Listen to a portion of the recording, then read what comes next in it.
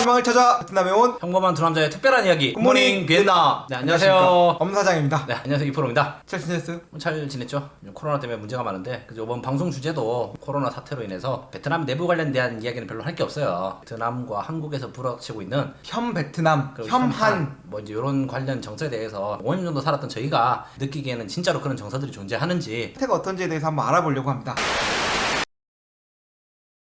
네, 이프로님은 베트남에서 그 혐한 정서를 좀 느껴보셨나요? 제가 개인적으로 느끼기에는 혐한 정서라는 것은 살면서 한 번도 느껴본 적이 없거든요. 한 번도 느껴본 적이 없다고 하는 건 조금 거짓말 같고 요즘 이 분위기에 보통 네. 뭐 한국 언론에서는 베트남 사람들이 한국 사람들을 굉장히 싫어하고 있다 뭐 이런 얘기가 있는데 없습니다. 요거를 저는 개인적으로는 베트남에 살고 있으면서도 느껴본 적이 없고요. 없습니다. 주변 사람들부터. 그리고 한국에 있는 사람들이 베트남을 미워한다는 게 뉴스나 언론에서는 많이 봤지만 실제로 제 주변에 있는 사람이 베트남 너무 밉고 싫고 하다는 거를 본 적이 없거든. 뭐 혐이라는 글자가 붙으려면은 네. 뭐 그런 거 있지 않습니까? 주의가 아는 혐기성, 뭐 공기에 닿으면 죽어버리는 미생물 이런 것들 있지 않습니까? 그 정도가 붙어야지 이제 뭐 혐과 관련되는 게 붙고요. 사실은 혐일. 혐일. 일본 같은 경우는 뭐 지금이야 좀 뭐 이제 국가적인 경제적인 달라지긴 했지만 위치가 어쨌든 간에 한국과 과거에 역사가 있지 않습니까? 또 그렇기 때문에 그런 데 대해서는 뭐 정서가 네. 불같이 끓어올 수가 있고 그 진짜로 혐이 붙는 이렇게 붙으려면 미국처럼 막 그 않지 않습니까? 동양인들 차별하고 제 친구가 지금 미국에 살고 있는데 동양인들 다니면은 막 욕을 한대요 자기네들끼리.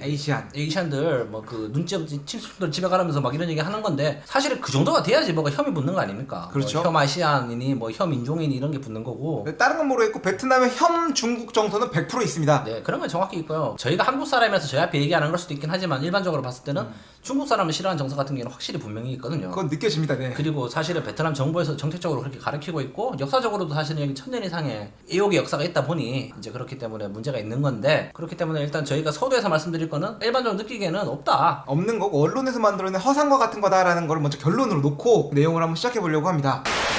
한국에서 코로나 사태가 터졌을 때 처음에 이제 시작됐던 발발에 대해서 알아보면은 네. 그 초창기에 코로나 사태가 터졌을 때 한국 사람이 갑자기 감염자가 늘어나면서 네. 베트남에서 한국 사람들의 입국을 갑작스럽게 막았어요. 근데 그 막은 게 다낭에 여행 온 관광객들 수십 명을 대상으로 해서 미리 얘기해서 오지 말라고 했으면 좋았을 걸. 왔는데 통보를 했죠 그냥. 그렇죠. 왔는데 또 돌려보냈으면 더 좋았을 거야. 그냥 가세요 했으면 좋았을 텐데 왔는데 격리를 하고 돌아가셨어요. 그 사람들은 이제 부푼 마음을 가지고 내가 다낭에 있는 무슨 여행지에 가려고 왔는데 격리를 시키니까 열탱이가 없는 거지. 근데 먹는 것도 반미 주고 네. 뭐 쌀국수 주고 하니까 아니 와가지고 무슨 맛집 찾아가면서 먹으려고 했는데 병원에 갇혀가지고 반미 고생하셨죠. 먹다가 가니까 한국 사람 입장에서도 빡친 게 분명히 있어요. 아니 이프로님 미국 여행 갔는데 네. 갑자기 한국 사람 왔다고 해서 너네들 격리하자 15일 동안 그래서 정신병원 같은 데 감리를 시킨 다음에 뭐 스파게티만 먹다가 오면은 화나겠지. 뭐 스파게티도 이제 고든렌즈가 만들어주면 괜찮은데 그렇지. 그런 거 아닐까 합니까 저기 어디 뭐 진짜. 세븐일레븐에 나오는 그 냉동 레토르트 돌려주면 짜증 나는 건 당연해요 사실은.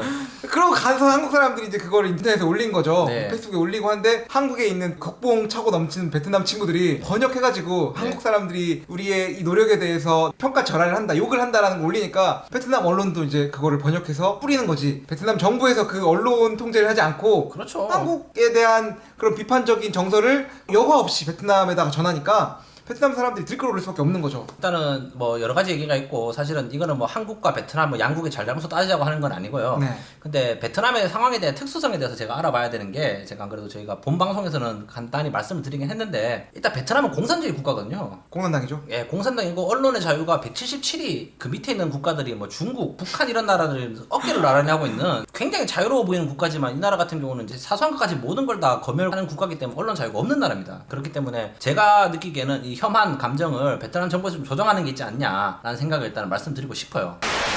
첫 번째가 뭐냐면은 지금 베트남이 3주 동안 지금 거의 사회적 격리를 통해서 그렇죠. 지금 3월 28일부터 총리병으로 저희가 전사회적 거리두기를 시작해서 네. 병원, 약국, 그리고 마트를 빼고 모든 것이 클로즈 됐습니다. 네. 심지어는 택시와 버스, 대중교통까지 막아버렸기 때문에 네. 지금은 그냥 집에 갇혀 있을 수밖에 없는 근데 상황인 거죠. 이게 뭐 말이 좋아서 사회적 격리두겠지 사실 따지고 보면은 이제 베트남의 국가 경제가 한 달 동안 지금 마비가 된 상태거든요. 그렇죠. GDP의 한 15분의 1이 빠지는 상황인 거죠. 뭐 한국도 지금 마이너스 경제 성장 얘기가 나오는데 베트남이랑 오죽하겠습니까 지금. 근데 이게 뭐냐면은 베트남도 1월 말부터 해서 중국이라든지 다른 국가들 같은 경우는 뭐 차단하는 것들이 바로 정책이 있었거든요. 근데 베트남에서 언론상에 떠드는 거는 감염자가 250명 정도라고 말을 하지만 베트남에 저희가 생각했을 때는 훨씬 많죠. 거죠. 아마도 제가 볼 때 그렇다고 해서 몇천 명, 몇만 명 수준까지는 안 되더라도 네. 분명히 적지 않은 숫자가 더 이제 감춰져 있다라고 라는 생각은 합니다. 그런데 이제 있는 그대로 숫자를 공개하게 되면은 지금까지 있는 요번에 마지막 정권이지 않습니까? 응웬푸종 네. 그 서기장이 있는 이게 지금까지 뭐냐면 3개월 동안 베트남 정부에서 공산당에서 방역을 실패했다라는 거를 노출할 수밖에 없는 거거든. 그렇기 때문에 공개적으로 3주 동안 격리 절차를 했다는 거는 이미 정책의 실패를 인정하는 꼴인데 그렇게 되면은 비판할 수 있는 거를 찾아야 되지 않냐라는 게 제 생각에는 그 베트남 정부 입장이라고 생각해요. 한국이면은 우리 쉬워요. 좌우 어디든 까면 돼. 4대강 잘못됐다 하면 4대강 까면 되고 예를 들면 햇볕 정책 잘못됐다 하면 햇볕 정책 까면 돼요. 왜냐면 우리나라는 안 좋다고는 하지만 언론의 자유와 정치의 자유가 있는 나라인데 베트남 같은 경우는 무언가 정책이 실패했다라는 거는 스스로를 제살 까먹기를 하는 거기 때문에 외부에서 적을 찾아야 된다. 그러면은 제일 만만한 게 누굴까? 저는 한국이라고 생각했다는 거지. 혐한에 대한 감정을 이끌기 쉬웠다라는 게 왜냐면은 한국 사람들 베트남에 엄청나게 많이 있고 엄청나게 일을 많이 해요 지금. 사실은 뭐 삼성을 필두해서 엄청나게 많은 기업들이 여기 투자를 하고 있지 않습니까? 그렇기 때문에 베트남 사람들이 가장 만나기 쉬운 외국인들도 아마 한국 사람일까라는 거지. 그거는 확실하죠. 그렇기 때문에 이런 거를 핑계 살 게 없으면 좋을까라는 게 제 견해거든요. 그래서 아무래도 베트남 정부에서 혐한에 대한 뉴스나 언론 기사들에 대해서 굳이 이거를 막거나 하지 않는 거죠. 그래, 얘는 자유롭게 좀 해라. 그리고 뭐 그런 인터넷상에 떠도는 글들 몇 가지 더 짜집게 해가지고 조금 더 기름을 부을 수 있다라는 거죠. 음모론적인 생각일 수도 있지만 그런 게 있지 않을까. 그래서 제가 뭐 제 나름대로 결론을 느낀 원인 중 하나가 뭐냐면은 이런 인터넷상에 떠도는 베트남에서 이제 뭐 페이스북이니 유튜버들이니 그런 많은 이제 혐한 정서를 일으키는 언론 매체들 그 사람들이 쓰는 글들을 제가 전부 다 찾아본 건 아니지만 대부분 그런 얘기를 하거든요. 그 뭐랄까 박항서 감독 연봉이 얼마고 한국에 뭐 코로나 뭐 감염자가 몇 명인데 뭐 그런 얘기도 하지 않습니까? 좀 지역적인 얘기들. 지역적인 얘기를 해요. 핵심이 아닌. 진짜로 얘들이 우리 혐일 감정 할 때 일본 애들 하면은 우리 바로 얘기 나오잖아. 일본 위안부부터 위안부부터 시작해가지고 독도 얘기 나와야 되고 나오고 파병했던 징용자들 보상 문제부터 시작해서 우리 같은 경우는 바로 그게 나오거든요. 우리가 그런 거 얘기 안 하거든. 예를 들면 문제가 생겼다고 해가지고 유니클로 가격이 일본에 비해서 몇 프로가 비싼데 이거는 한국에 대한 잘못된 정서다 이런 얘기를 하지 않는단 말이에요. 중요하지 않으니까. 절대 중요하지 않아요. 네. 근데 진짜로 베트남에서 예를 들면 그런 인터넷 여론들과 언론들이 정말로 혐한이라는 감정을 조성하고 싶다면은 바로 그 얘기 나와야 되는 거야. 그 베트남 전쟁에서 한국 사람들이 베트남 사람들 몇 명을 핵 죽였고 라이따이한 문제들 나오던가 그런 본질적인 거나 감정적인 것들은 건드리지 않고 아무 관심 없는 얘기들이야. 박항서 감독 연봉 뭐 10억 정도 받는다 하잖아. 뭐 예를 들면 우리나라 서브프라임 모기실에 터졌다고 했다 해서 히딩크 감독 연봉 깎아라 돌려주라 이런 얘기 안 한다는 거지. 물론 뭐 베트남 사람들 일반적인 노동자들 월급을 봤을 때는 10억 정도 되는 돈이 되게 큰 돈이지만 우리 뭐 이재용 씨 통장에 1조 5천억 이재용 씨 들고 있다 해가지고 뭐 거기에 대해서 욕을 안 하고 별로 안 부럽잖아. 네. 그러니까 자꾸 뭔가를 본질적인 게 아니고 그러니까 제가 봤을 때 이 혐한이라는 정서도 일시적인 게 아닐까. 약간 분명히 일시적인 건 맞습니다. 네. 그래서 뭐 베트남 사람들이 이제 뭔가 화를 풀 수 있는 돌파구를 마련하기 위해서 저는 베트남 정부에서 좀 더 조장을 했다고 보는 편이고 이 친구 같은 경우는 저는 뭐 그렇게 생각까지는 하진 않는데 근데 요게 그렇다고 저희가 2%가 얘기했던 얘기가 혐한 정서가 있다라는 게 아니고 그나마 있는 그 언론이나 온라인상에 있는 그 정서들에 대해서 베트남 정부에서 그냥 놔둔다 방치한다라는 느낌을 볼 수 있고요. 실제로 제가 못 느꼈다고 했잖아요. 보시면은 한국에 있는 극우가 아니지 이거는 하여튼 뭐 어느 한쪽에 편향된 유튜버들이 베트남에 대해서 이제 안 좋은 내용들을 얘기를 하고 그거에 대해서 봤던 베트남에 있는 이주 노동자나 또는 결혼해서 온 신부들이 다 번역해가지고 본국으로 송부를 하면 본국에 있는 사람들이 또 이걸 보고 써서 올리는데 베트남 정부에서 그런 거에 대해서 뭐라고 안 하는 거죠. 그게 이제 온라인사에서의 그 다툼 유튜버들끼리의 싸움. 베트남에 안 와봤잖아요 그 사람들. 안 와봤죠. 안 와봤어. 조회수 뽑아먹기 좋아요. 사실은 저희가 이 방송 주제를 선택한 것도 조회수 뽑기 괜찮을 것 같아가지고 하는 건데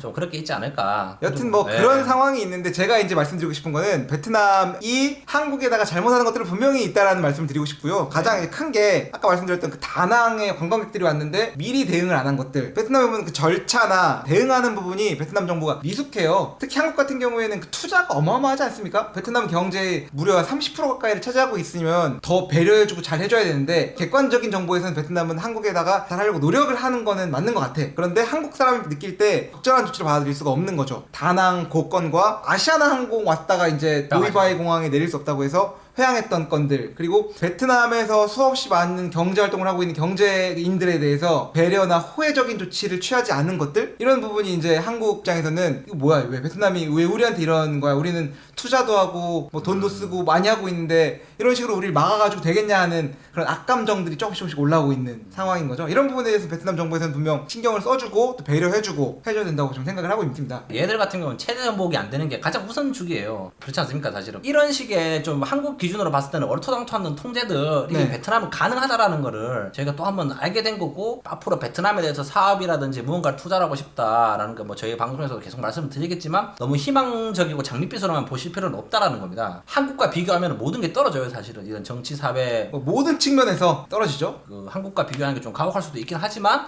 그래도 한국 사람이 당연히 한국 사람들 스탠다드로 이 나라를 파악하는 거는 나쁜 일이 아니다라는 거기 때문에. 그래서 하여튼 네. 저희가 결론적으로 말씀드리고 싶은 내용은, 혐한이라는 정서는 분명히 있긴 있지만 우리가 일상적으로 느끼는 감정은 아니며 온라인상에 있는 특정한 사람들이 만들어내는 정서일 뿐이고 우리가 일상적으로 느끼는 게 없다. 진짜로 말씀드렸듯이 혐한이라 하면 한국 사람들이 길 가다 몰매를 맞아야 되고, 맞지 않습니까? 그렇죠. 상점에 길빵당하고. 상점에 못 들어오게 해야 되고 막 그런 것들이 있어야 되는데, 베트남 같은 경우는 그런 게 없어요, 아직까지는. 앞으로도 없을 것 같아. 어쨌든 간에 이미지는 좋잖아요, 한국 사람들이. 한국 사람들에서 아직도 좋습니다. 아, 좋습니다. 물론 뭐 여러 가지 좀 문제가 있고 좀 실수하시는 분들이 있긴 하지만, 그걸 제외하더라도 전체적으로 국뽕 얘기는 아니고 베트남에서 이제 한국에서의 위상은 높다. 네, 베트남과 한국과의 관계는 더 좋아져야만 하고, 지금 빨리 이 코로나 사태가 끝나가지고 더욱 좋은 관계가 됐으면 좋겠다고 생각을 합니다. 그래서 뭐 사회주의 국가의 한계다라는 걸로 말씀을 하고 베트남에 대해서 좋은 생각 가져주시길 부탁드리면서 오늘 방송 마무리하겠습니다. 네,